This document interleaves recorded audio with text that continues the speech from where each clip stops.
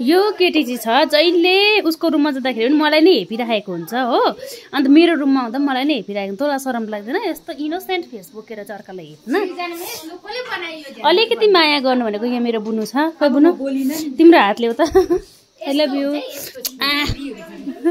यस्तो अबै तँलाई छेत्री भन्दा पनि छेत्री चाहिँ होइन चङ्खो हुन्छ भने छेत्रीको बुहारी हुन आँटेको छ साले।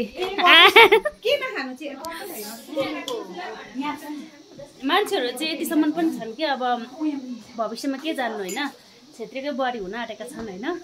मैले छेत्री चङ्खो हुन्छ भनेको पुरा अझ छेत्रीलाई अरू छेत्री सबै यो छेत्री जस्तो यो छेत्री जस्तो चतुर यो छेत्री जस्तो अल्छेनी चाहिँ मैले कहिले देखेको म छेत्रीसँग बसेर गाइस ऊ चाहिँ यतिको बाठी भएको त्यो चाहिँ थ्याङ्कफुल हो।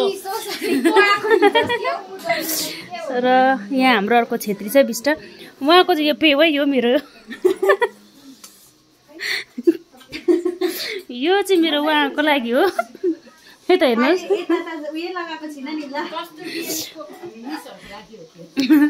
यो चाहिँ उहाँकै लागि हो।